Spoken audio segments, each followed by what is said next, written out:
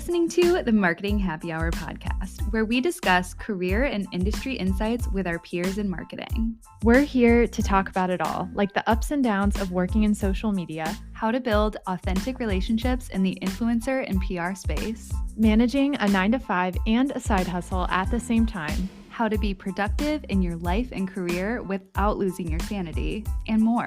Ultimately, we're here to build a community with you because we're all trying to navigate the world of marketing together. Are you ready? Grab your favorite drink and join your hosts, Cassie and Erica, for this week's episode.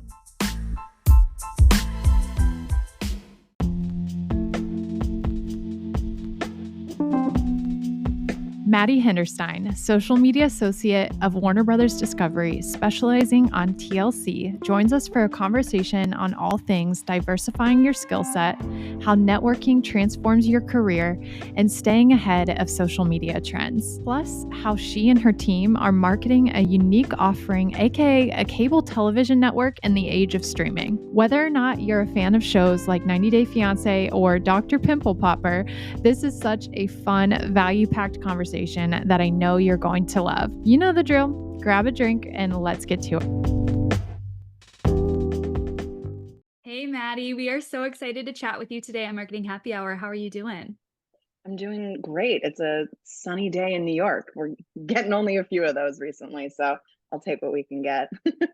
Oh my gosh, I love it. When Cassie told me that you were going to be on the show, I was like so stoked because one of my favorite shows ever is on TLC. It's 90 Day Fiancé. I think everybody knows that that's a pretty hit show right now. I especially love the Pillow Talk episodes where they bring on like past show contestants and they talk about the episodes that are going live every week. It's my favorite thing to indulge in. It's like a guilty pleasure. I love it so much. But before we get into the episode and all the insights that you have to share with us, I would love to know, what do you have in your glass this afternoon? It is Marketing Happy Hour after all. So I have two things. One, I have my Hydro Flask because I'm trying to protect my skin this winter. So I'm hydrating like crazy. And the second, I have just a High Noon on ice. I think it's a great way to drink it, especially in my house, not out of a can. It's like I could have made this. This feels convincing enough.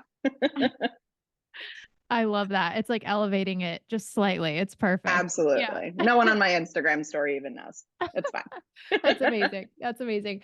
I also have a great big thing of water, and that is surprisingly all I have today. We've recorded a couple times so far today, and that's all I've had. But I'm proud of myself because I'm not very good at drinking water recently, so it's good. We're just trying to stay hydrated, like you said. What about you, Erica?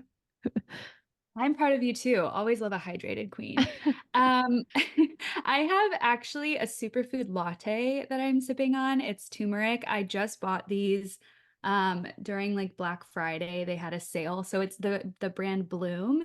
And we actually have the founder coming on the show. We scheduled an episode with her in early 2024. So I'm excited That's to learn from her. But these are actually pretty good. I love anything wellness, and this is like such a great way to get in those like super spices that are so good for you. We love that. We love that. Well, Maddie, as Erica said, we are very excited to chat with you today. Lots to dive into. But before we do, can you share with us a little bit about your background and how you got to the role you're in today? Yeah, absolutely.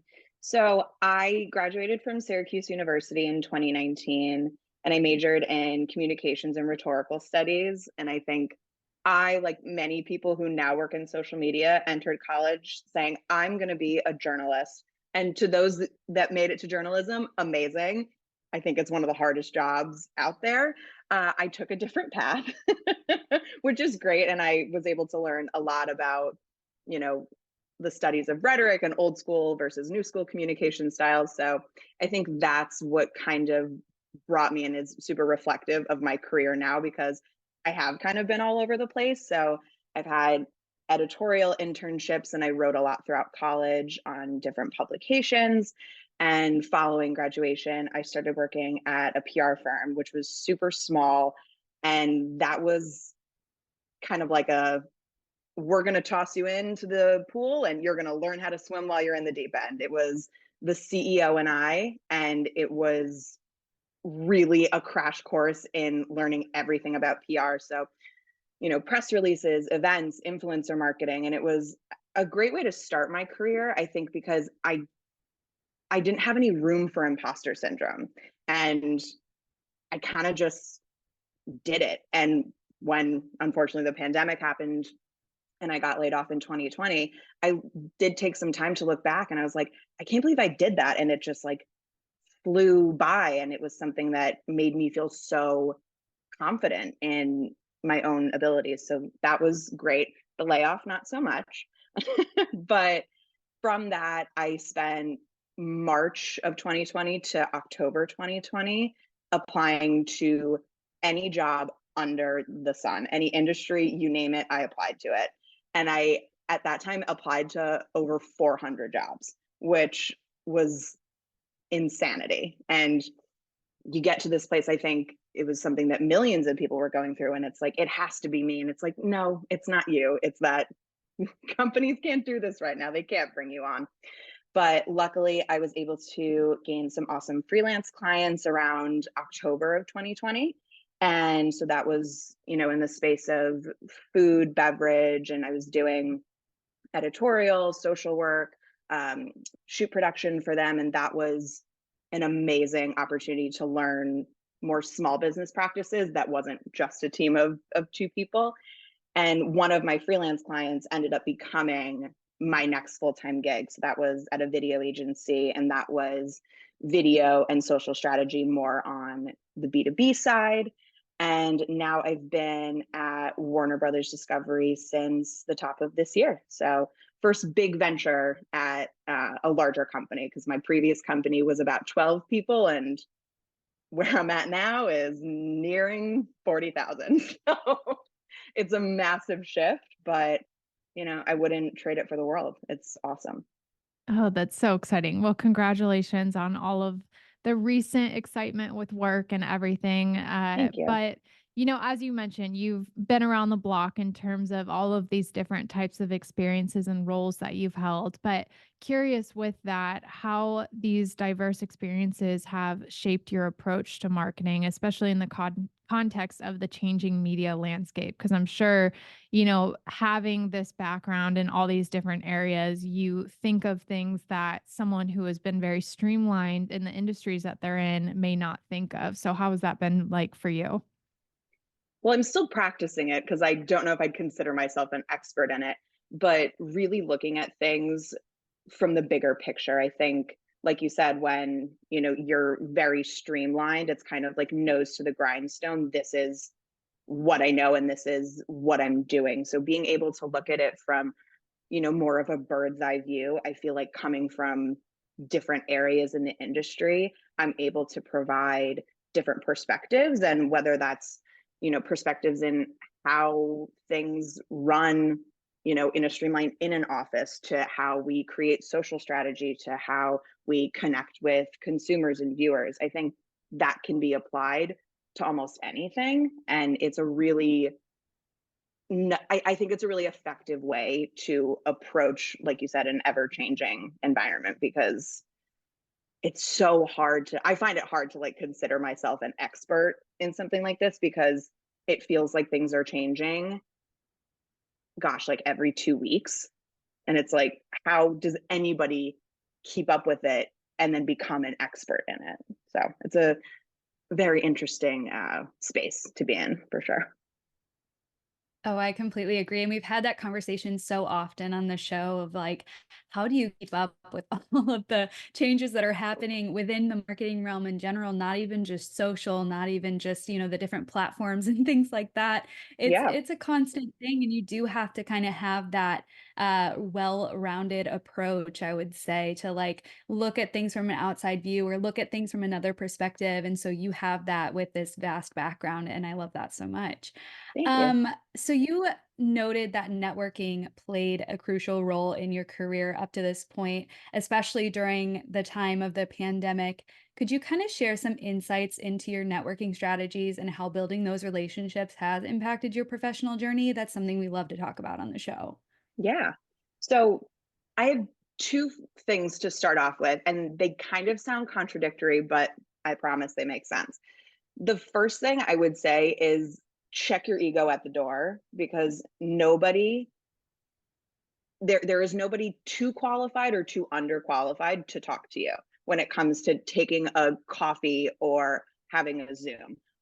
When I say in the pandemic, I talk to everybody like a friend's dad's niece's friend. Like, I'll talk to anybody. And whether I learned from that 30-minute phone call, if it was, okay, this is how I'm going to conduct myself on a phone call because that person was super informative, answered all my questions, and was willing to put their neck out for me. Or, wow, this person is really tapped into an industry that I want to be in. How can I stay contacted with them? And how can I learn more about what they're doing?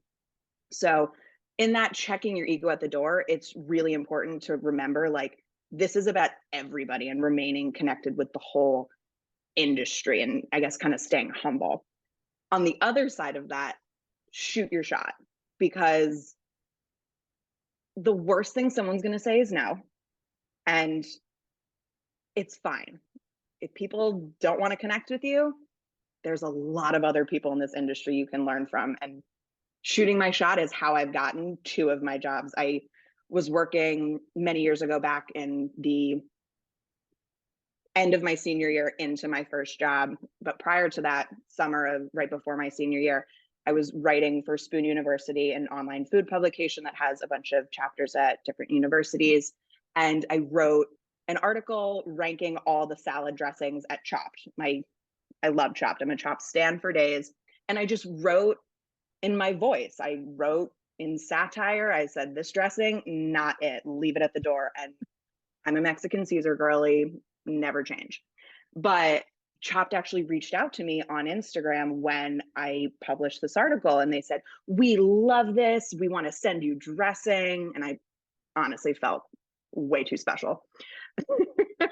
And then I kept in contact with them over the next 6 months. And when it rolled around to January of my senior year, and I thought about, well, what am I going to do in 5 months when I graduate, when everyone I know is also looking for a job? So I reached out to them. I was like, hey, is there any chance, you guys could be looking to bring somebody on in May? I'm graduating soon and would love to join your team. And they said, we're actually looking for someone right now. And I was like, heck yeah, I'll I'll do anything for you guys right now. So I was doing their social part-time. I was, working with the rest of their team, whether it was writing copy, replying back to people in DMs or on comments, and posting to their social, which was like an amazing experience. It was my first time working for a brand that I loved as a customer and was now on the other side. So I could share that passion with the people who I knew also shared that. So it was a really cool experience. And it was like, it came from a DM, like from me, if I can curse on here, shooting the shit, just writing an article about my opinions that like not everyone was going to see it. And look what it led to. So shoot your shot, just do it. Oh, oh my gosh. I love that so much. That's such a great story. And I think back to a lot of my friends, they have very similar stories where they've done something organically and then the brand has reached out, they've stayed in contact with that brand, and then they get to work with that brand in the future. I think that is like the best way to build relationship and the best way to grow your career. So I want to go back just a little bit though to those conversations that you have with people when you're networking. One of the things or the hurdles that I've heard before, and even I've experienced before, is what should those conversations look like? What are the questions that you should be asking to someone that you're trying to network with? Is it just a informative interview where you're like, what does your role look like? Do you have any tips for someone who wants to grow into this role? Or is it more specific, like, do you have openings? What is the opportunity that you have, at your organization? What does that kind of look like? I'd love to hear your thoughts. Yeah, for sure. I think starting out, like if you're just messaging someone on LinkedIn, cold emailing them, in some cases when it fits the industry, just straight up DMing them, I think it can be a little more formal. And I love this brand. I've done X, Y, and Z. I think I would be a great member to your team. I care about your values because of this. And like I said, some people don't answer those emails. Some people don't look at their LinkedIn messages. It's not about you, it's not personal. And I think if I can harp on anything, like, don't take that personally, because there are people who will answer. And once you forge those relationships, this was like hammered into me. Do not be the person who only reaches out when you need something, because then this person's going to look at their email and it's like, wow, all they do is ask me for stuff and I don't really want to help them. So what I've done, and I stick to a pretty decent schedule with this, but if I have a one-off email here and there, that's fine. But if I see this person on Instagram or on LinkedIn doing anything cool in their business, doing cool with anything in their personal life, like I follow a ton of people who will post amazing stuff about their kids, just email them. Just say, like, congrats on your daughter's graduation, such a happy milestone for your family. It takes you what, a minute and a half to write that, proofread it, and send it off. And it's like, oh wow, this person cares about what's going on in my life. That's great. And something you can also do is congratulating them on great things happening with their brand. They win an award, shoot them a quick email. Yeah, you won't be the only person who does it, but they'll remember the next time that you email them and they're like, oh, they're checking up on our products. They know what we're about right now. And I think that it's the stuff in the interim where that's where you're fostering the real relationship. This happened to me very recently. Like I said, I'm a Syracuse grad. I saw somebody in my network met Coach K from Duke basketball, and I emailed her and I said, love the picture, mixed feelings about the coach, but it must have been so cool to meet a legend. Which, I mean, yeah, go Qs, go Orange. But that is like, it's so easy. And we were able to just like chat. And now it's like, okay, we keep up with each other. We know we both like basketball. And that's just another thing that in the future we can talk about. So I think it really is about creating those relationships that the last thing you guys are going to want to talk about is work, because then the work is just going to flow naturally. Yeah, that's excellent. I love the way that you put that. Just a question to go beyond networking. What are some other skills that you've found that set you apart in your career, and how have you kind of honed in and cultivated those skills? I think it does play into networking, but one of those skills is I I think I have it's part of like the biggest part of my personality. I'm really hungry to learn. And that is not an easy trait to come by as easy as it sounds. And you'd be surprised how many times I've heard either in interviews or I talk to my friends and they're like, yeah, someone reached out to me and they don't sound interested in learning. They just want to fill XYZ. And it's challenging, I think, being a part of late millennials, early Gen Z, which I don't even know if I think being my age, I can consider myself Gen Z. But knowing that, like, yes, you should be fighting for what you want, but at the end of the day, you are working for a company's brand and representing their values and what they want. So being able to balance those two things, it's not easy to come by people who are hungry and want to be a sponge and just learn from the people around them. And shutting yourself off to experiences like that, I think is going to bite you in the end. So good. So good. Well, Maddie, shifting gears just slightly here, we want to talk about social strategy. So, as we all know, social is changing all the time. There's so many things going on with the platforms every single day, it feels like. So, how do you stay ahead of social media trends and just changes on the platforms? Are there specific tools or approaches that you're using to ensure that your strategies align with the ever evolving landscape, or what are you guys doing there? So we're working with our partners at, specific platforms, knowing what they're prioritizing and seeing how that can fit into our strategy and, we have a super specific area of the industry that we're in, being that it's cable TV. But I just like having the conversations with people, especially with others that aren't in my industry, because if it's something that can work in my space, awesome. And if not, it's something that could inspire another idea. I also talk to my friends. I'm like, what's on your FYP? What are trends that I'm not seeing? Because I have a super, sometimes interestingly curated algorithm on my TikTok and my Instagram that, like, I'll look at over at my friend's phone. I'm like, what is on your For You page? What is happening? Where is your algorithm taking you? And I think, like I said before, being able to take a step back and, like, it's not just about your algorithm. It's not just about the trends that hit your phone. So knowing that it's going to look different across the board, and what hits for one brand isn't going to work for another. And that's the case for us. What hits for one show isn't always going to hit for another show.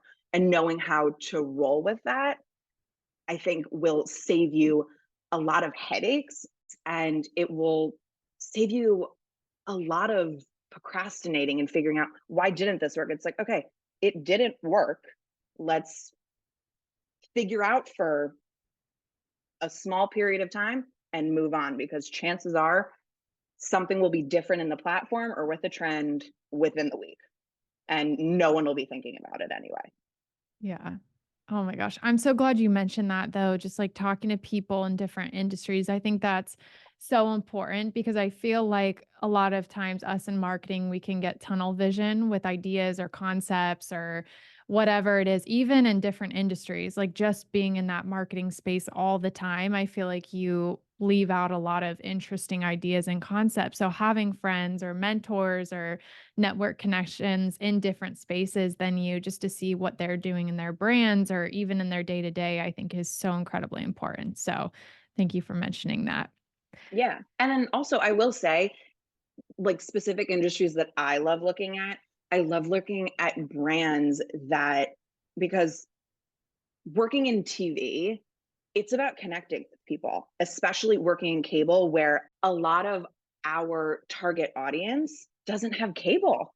So if we have 5 to 8 seconds to grab your attention with a social post, we better make it intentional, and we better grab your attention if that's the only place you're getting our content. So I really like looking for inspiration in other industries that have that really close connection to their viewers and their customers. I love looking at, personal or like healthcare brands or health brands in, like, the wellness space, and also looking at sports, because they have an awesome combination of original content, but hopping onto trends. But, their fans are the most important thing. So being able to, if someone writes in the comment, like, hey, I want to see Tommy DeVito given a whatever one of these, I'm sure everyone listening can imagine what I'm doing. They're going to give it to you. So it's all about knowing how to connect with the people who are receiving your content, because at the end of the day, they're the ones who are controlling your success. Hmm. Yeah, absolutely. Well, you've kind of alluded to this a little bit, paying attention to your consumer, what they're looking for, et cetera. But how else are you guys working to stand out? There's a lot of content on the platforms right now, so much noise. I mean, you can scroll for days and days and never see all of it, right? So what are you guys doing specifically to make sure that you're just making this unique approach per se to your content and your brand on social so it's memorable? Yeah, I think TLC, they're, especially the reality TV space, there there really isn't a brand like TLC. And you look at a lot of our other competitors, whether that's, in-house with other brands like Food Network, HGTV, Magnolia Network, like, those are in our wheelhouse, but you can look at other networks outside. But I think what we're able to see is that people everywhere watch our content. You don't have to follow TLC or follow the 90 Day Fiance handles to get our content, because when a moment hits, it hits everywhere. I'm sure when, Sister Wives, everything came out last year about the big breakup, I had so many people telling me, and this was before I was even working for Warner Brothers Discovery. It was like, oh my gosh, are you seeing all this Sister Wives stuff? And it's like random people like, didn't know you were into that. Interesting. Let's talk more about it. So I think we are in a really unique position, knowing that not only with the algorithm, but with the content that we have, we're able to reach so many people. And so I think that causes us to be really intentional with the kind of content that we choose to put out there. Absolutely. And a big part of social beyond the content that you're sharing is that community building aspect. You mentioned that it's about connection with people. How are you fostering and engaging communities effectively on the platforms or in other ways? And how does that kind of fit into your broader social and marketing strategy as a whole? So we look a lot to different platforms to see just what the comment section is saying. If it's something that, okay, we love this person, we want to see them so much more, we take that into consideration with the kind of content that we'll post across our channels. And it's like, okay, you want crazy moments from certain shows with like amazing characters, we'll give it to you in tenfold. So I think it's a fun call and response, because we're able to do that and have really great turnaround time with that.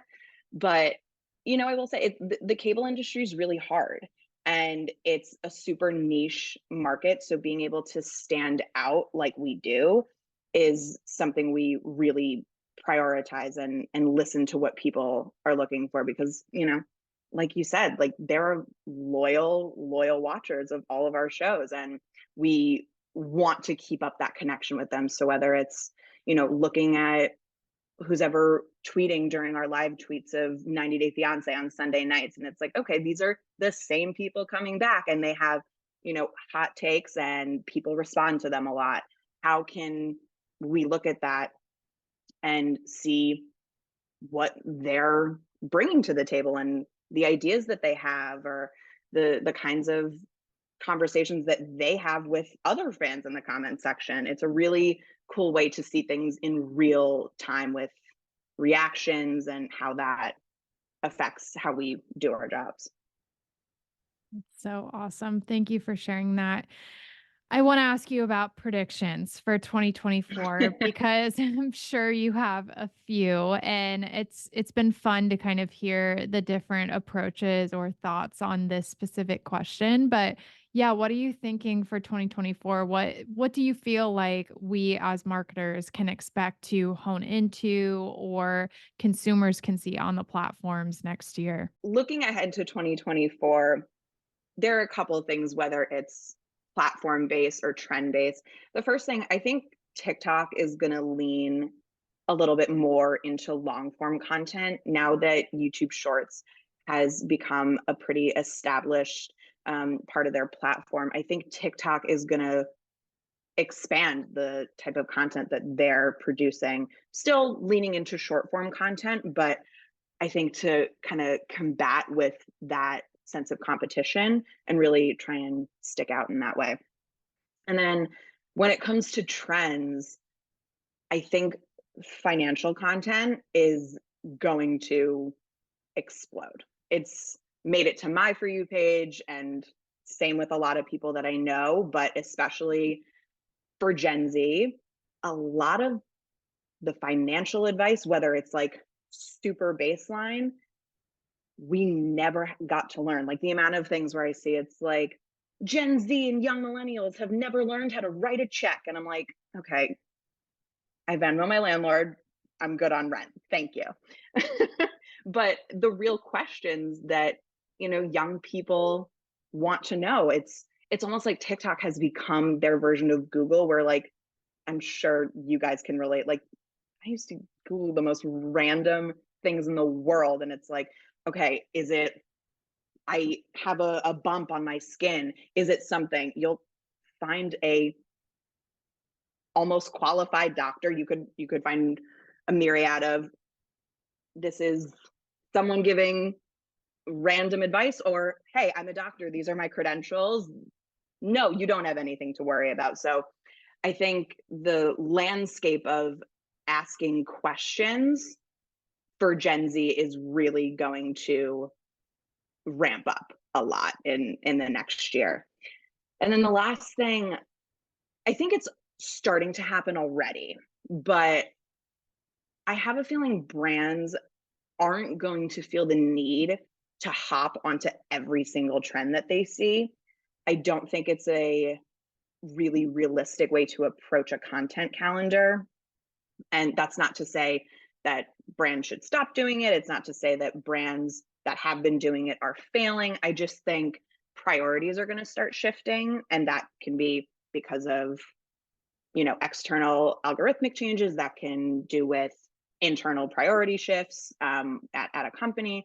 I just think it's going to be a lot more original content and taking things at a bit of a slower pace.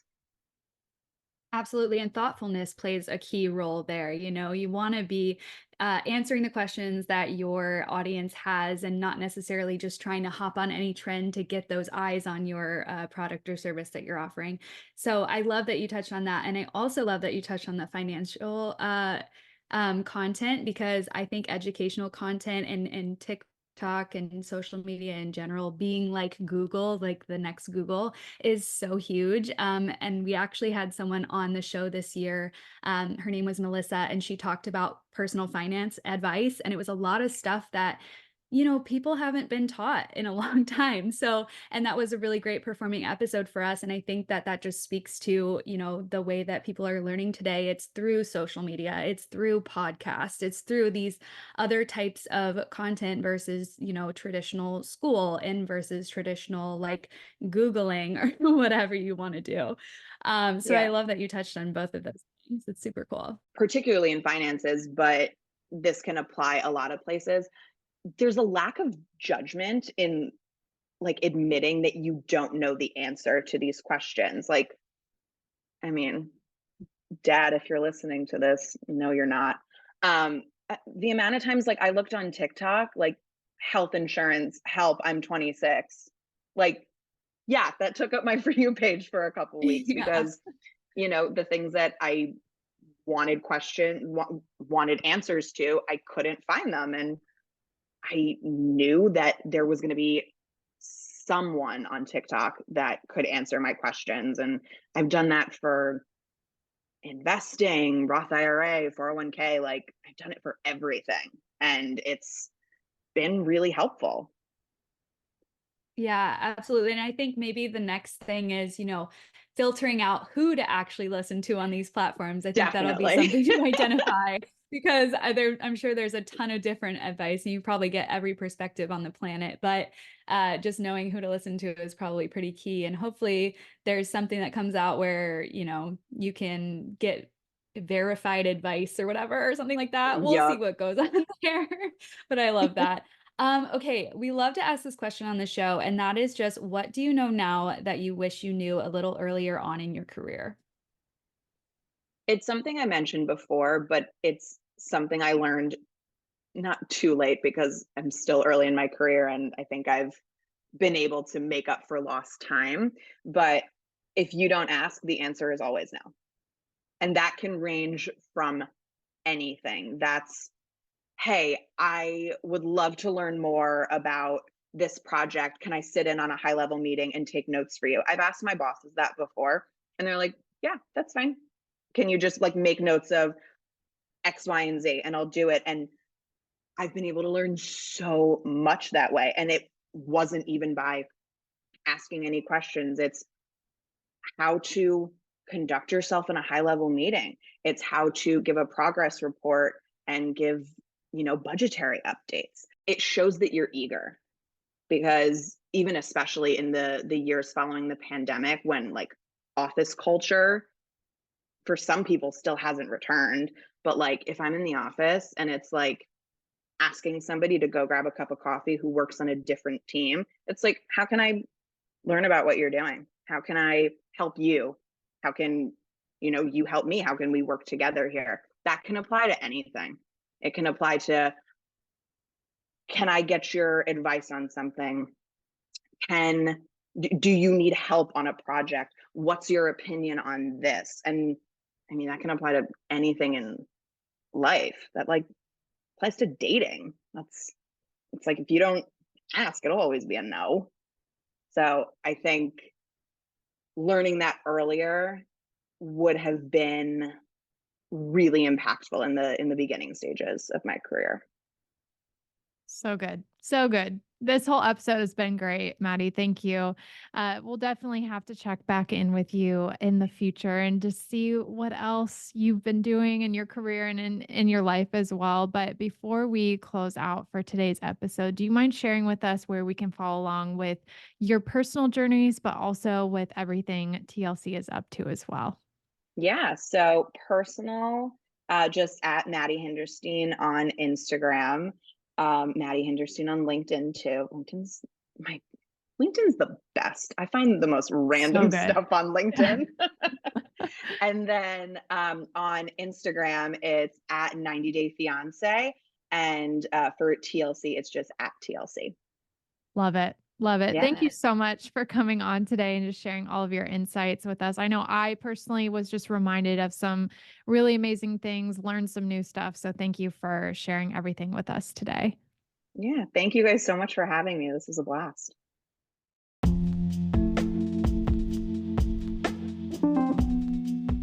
Thank you so much for listening to this episode of the Marketing Happy Hour podcast.